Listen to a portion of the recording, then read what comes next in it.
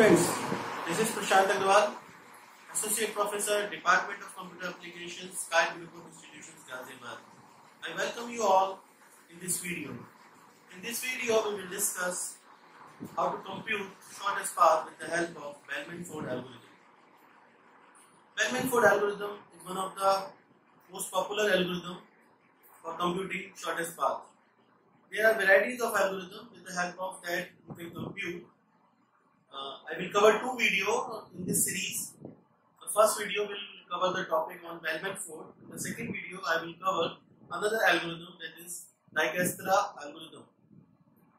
In the bellman-ford, people can see I have written the algorithm on the board. So if you will look at the algorithm very carefully, in the algorithm we are passing three arguments, G, W and S. G is our graph, W is our weight matrix and S is our source.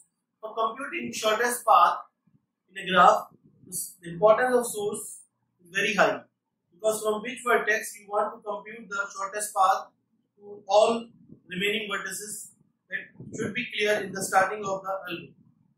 There are other algos in which you can compute the all pair shortest path.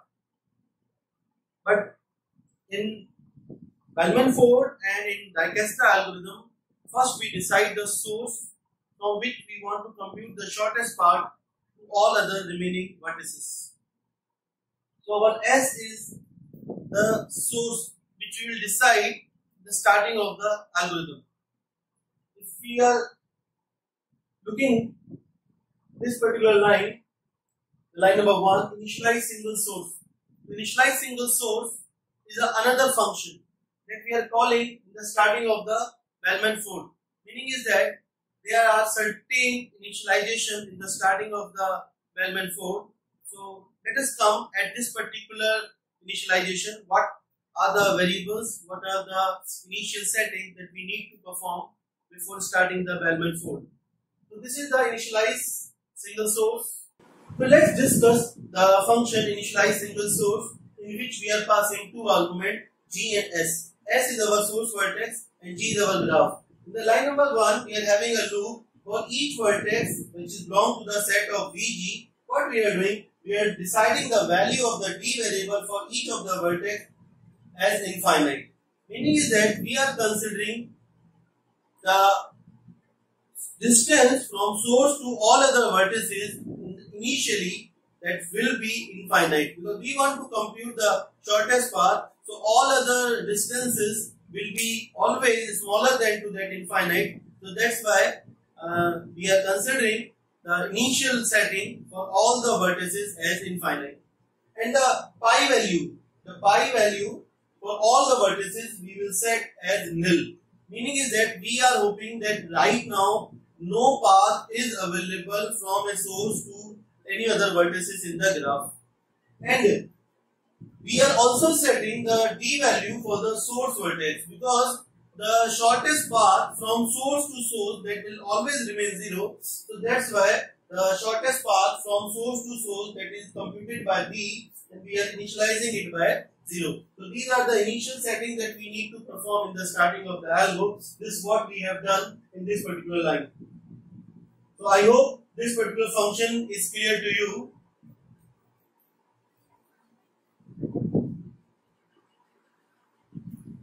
Now coming on the second line of the algo, bellman-ford algo. In the line number 2, we are having a loop for I is equal to 1 to the number of vertices in that graph to minus 1. Meaning is that we will run the algo for n minus 1 time, where n is the number of vertices. Okay, that means this loop will run for n minus 1 number of time. What we are having now in the line number 3, we are having the nested loop. In the nested loop, we will compute that inner loop for number of edges time. That how many number of edges are in the graph. The inner loop will depend upon that. In inner loop, we are running this inner loop for each edge UV belongs to the set of EG. And for that inner loop, we are calling another function, that is a relax function. The relax function and the initialize single source functions are both functions are important to compute the the shortest path by any other algo also. So in the relax function, what we are doing, we are applying the concept of computing the shortest path like this. People can see the algorithm here.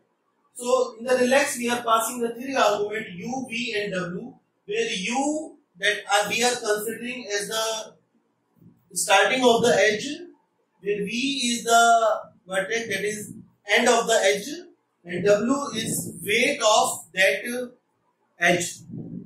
So that's why we are passing three of the argument. So what is the relax basically? To come on any of the vertex, and if you are computing the shortest path. So to understand the relax, let us have this particular graph. Let's suppose we want to reach this particular z, and we can reach to this z by many ways. Like we can reach to this z by using s, y, z path. We can also reach to this z by using the path s, t, z. Meaning is that you can reach to this z through y also and through this t also. So if you are using that path, so the cost of that path will be 7 plus 9 is equal to 16. But if you are coming from this path, so what will be the cost? 6 plus minus 4, that is equal to 2. So in the relax, this what we applied, we follow one path and compute the shortest value of the shortest path on the particular vertex. Then we come at the same vertex through another path, and we will try to compare the value of that path with the old value that we have already computed and find out which value is minimum. We always use the value which is minimum amongst these two, and if we find the new value is minimum less than to the previous value, so we updated the previous value. And if you find the new value is not less than to the previous value, so there is no need of any kind of updation. This is what we applied into the relax. So if the dv is greater than, that is old value is greater than the computation of the new value. How we compute the new value? The distance at u and distance from u to v. We are adding these two distances and we are comparing it with the distance that is we have already computed on v. If we find the previous value is greater than to the new computed value, then we update that value of the dv by this new value. We are not only updating the value of the distance variable, we are also updating the value of the pi variable, because this time we have changed the value of the path. So you have changed the direction of the path, so you need to update the value of the pi also. So this is what we are doing into the relax function.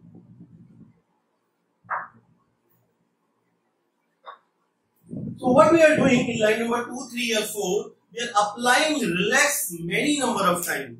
Meaning for each edge we are calling relax for one inner loop, and one inner loop is computing for n minus 1 number of time. So how many times relax will compute in this particular function? So it will compute total n minus 1 into e number of times. In another algo that we will discuss in next video, that we will find that the relax can be called less number of time as compared to the bellman-ford algo, and we can also able to compute the shortest path. But in bellman-ford algo, you need to compute the relax n minus 1 into e number of times. Now, what we are doing into the line number 5, 6, 7, 8. In the line number 5, 6, 7, 8, we are detecting is our graph is having any negative cycle or not. What do you mean by negative cycle? So, suppose your graph is having any cycle, that means you can come to the particular vertex without repeating any of the edge, and you are coming back to that vertex. And if you are adding the cost of all the edges that are coming in the cycle, that are forming a cycle basically, and after adding all these value of the edges, you find the sum is negative. like in this particular figure, if you will add 3 minus 4 minus 2, so you will find that the answer is coming minus 3. So it means the graph is having negative cycle. Always remember one thing, if your graph is having a negative cycle, it is not possible to compute the shortest path by any algo. So what the bellman-ford will do, bellman-ford will detect is your graph is having negative cycle or not. If your graph is having negative cycle, so at number of times you will apply the relax, or you will find that the value of the D for all the vertices will update after each iteration. So what we have did in the line number 2, 3 and 4, we have already called the relax for n minus 1 number of time, and in the line number 5, 6, 7, what we are doing, we are calling the relax again one more time for each edge. And if we find that any of the DV get updated by applying the relax on one more time on for each of the edge, if we find that value of the DV get updated, it means our graph is having negative cycle. And if DV remain persistent for all the vertices after applying the relax one more time for each of the edge, so we can easily say that graph is having no negative cycle. So this is what we are doing. We are applying relax again for each of the edge. If we find that DV get updated, so we will return false. It means the graph is having a negative cycle. If it is not get updated, so we will return true. That means we will return true. That means the graph is having no negative cycle, and what the values we have computed in line number 3 and 4, that are the final resultant for all the distances from source to vertices. So let us apply the whole all this concept to this particular graph.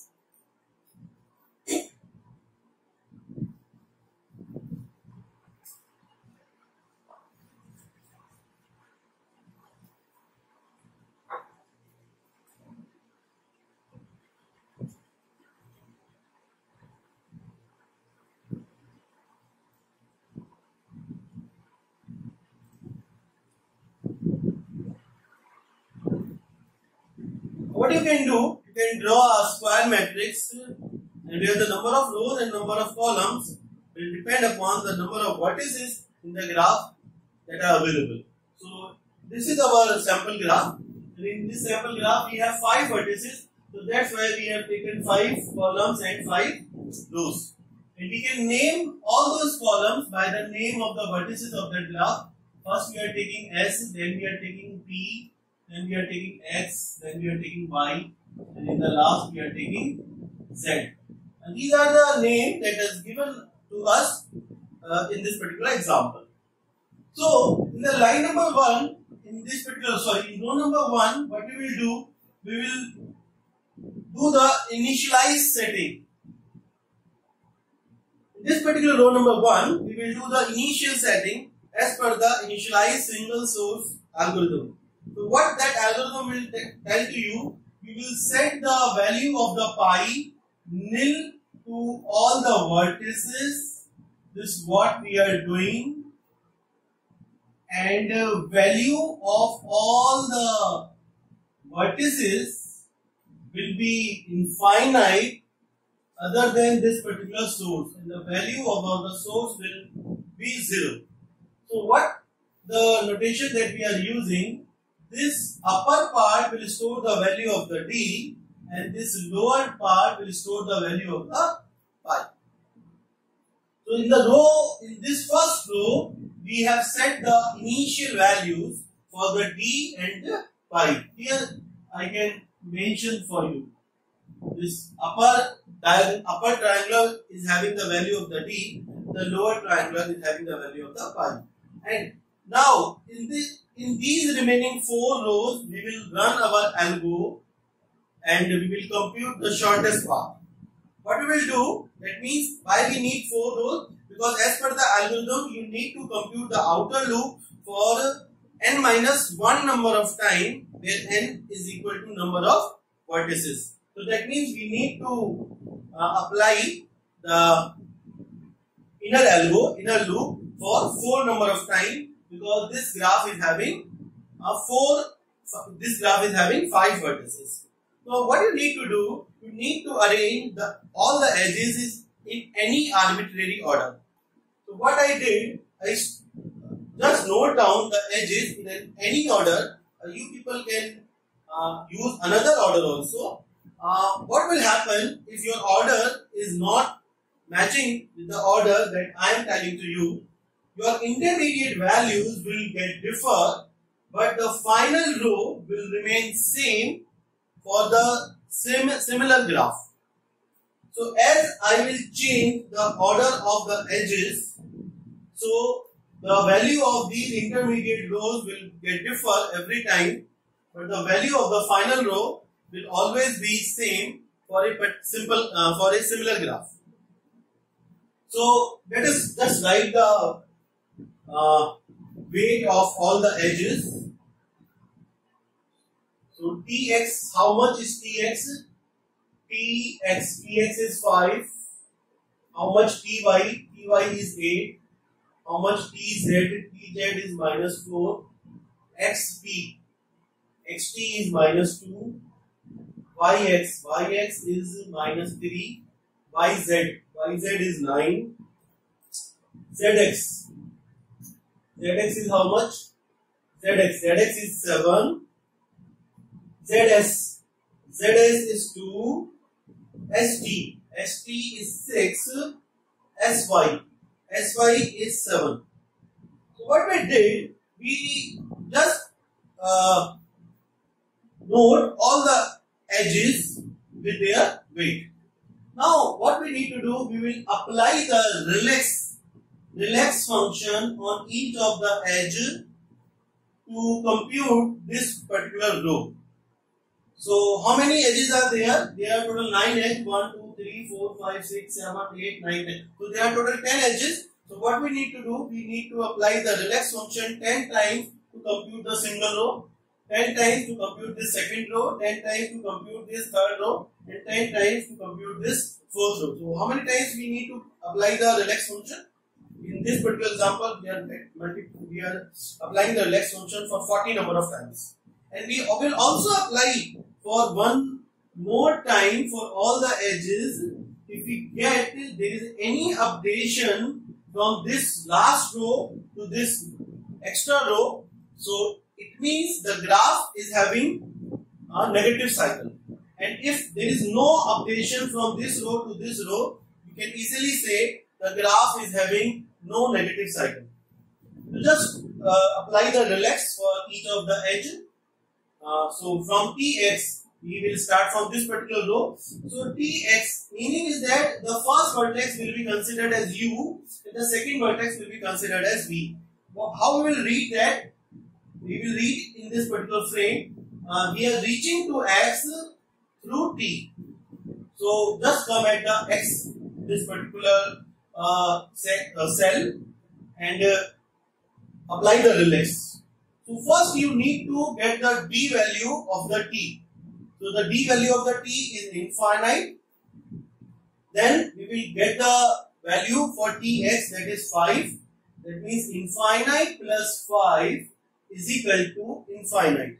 And what we need to do, we will require to compare this particular value with the previous value of this x. And right now the both of the values are infinite, so we cannot compare. If you find that the previous value of any of the vertex cannot update it, so just copy the previous value from the upper row to that particular row. So that means this particular value will remain same for the first edge.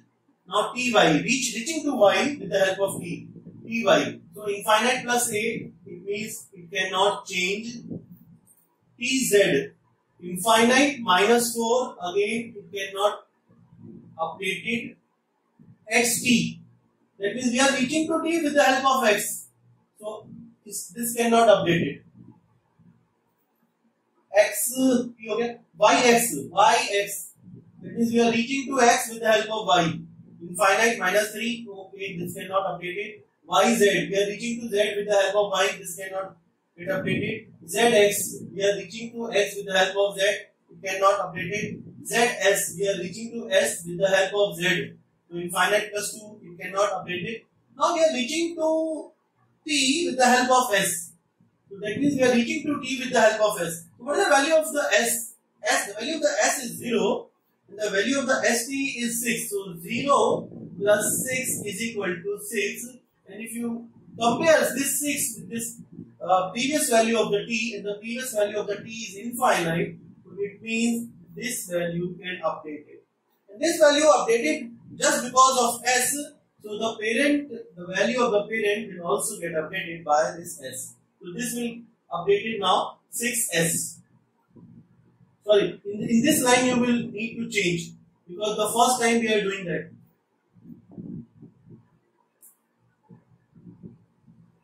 So 6S. In SY is 7 and S is 0, 0 plus 7 is 7 and this Y is infinite. So you need to change this also. 7S. And this is not going to change, it will remain same.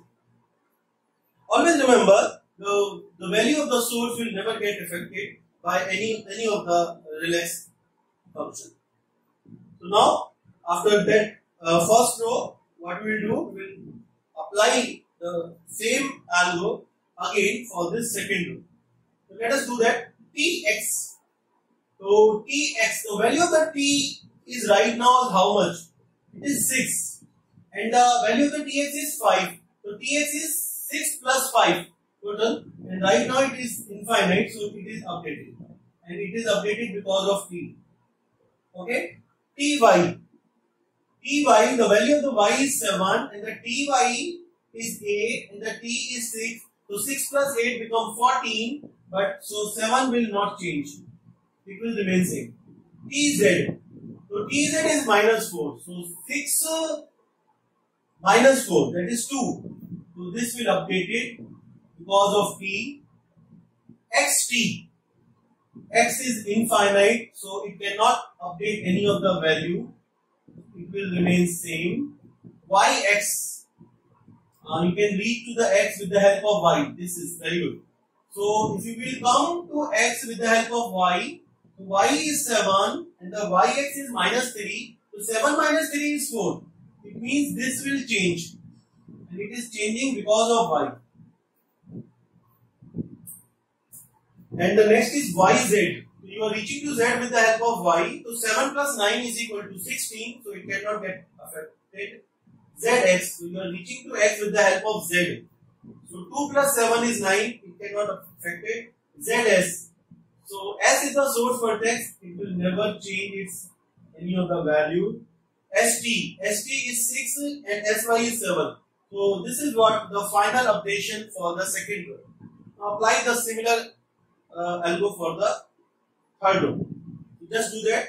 Tx is 5. Tx is 5. So coming to this particular x with the help of t, that is 11. So it cannot change. Ty is 8. So it can also not change. Tz is minus 4. It is already changed. Xt. Xt is very good. Xt, right now the value of the x is 4 and the value of the xt is minus 2. So 4 minus 2 is 2. It means this is going to update right now. Xt 4 minus 2 and it is updated because of x. It is updated because of x. And in yx.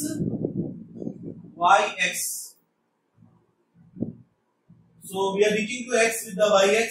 So no possibilities. Already updated. Yz not updated. Cannot updated. Zx. Z2x. So cannot updated. Zs. So you cannot update it. It will remain same. St. St and Sy cannot update it. So in this line now the relax function is applied and we have updated values for this particular. Now we'll apply again this last time to detect the value of the shortest path. So just do it again. Tx is equal to 5. So 5 plus 2 7. So it cannot update it. Ty. The value of the t is 2. Ty. 2 plus 8. So again it cannot update it. Tz. The value of the t is 2. The tz is minus 4. So 2 minus 4 is minus 2. So yes, this is going to update. It is updating because of t. And the xt 4 minus 2. It is already updated. Cannot update again. Yx reaching to x with the help of y. So we cannot update it. Yz reaching to z with the help of y. 7 plus 9 cannot update it. Reaching to x with the help of z. This may be. So minus 2 plus 7. It is 5, but right now the value is 4, so cannot update it. Zs cannot update it. 0 nil. And the xt and sy cannot affect any of the value. So this is the final row after applying the Bellman-Ford. But we need to apply it one more time to detect the graph is having any negative cycle or not. So if you will apply this one more time, so you will find that no value can update it. All values will remain same. People can try by your own. So it means the graph is not having negative cycle.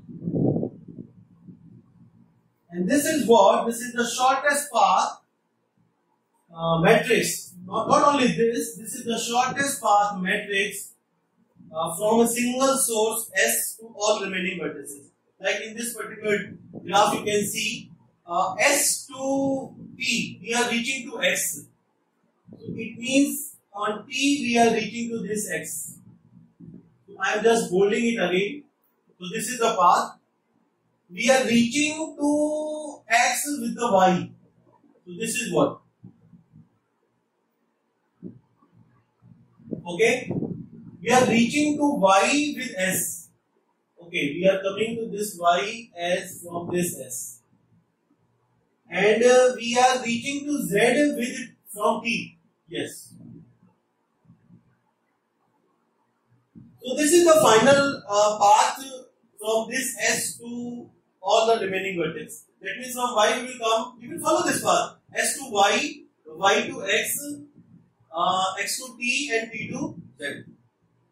So this is the way that how your Bellman-Ford algo runs. If you try to compute the complexity of this particular Bellman-Ford algo, it is very much clear. The complexity will be order of V, because you are computing for V number of time, and for every time you are computing it for number of edges. So the complexity of this particular Bellman-Ford algo is order of V into E. So thank you friends.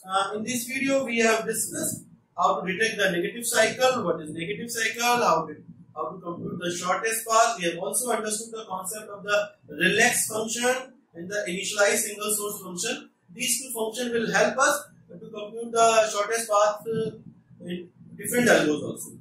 Thank you very much.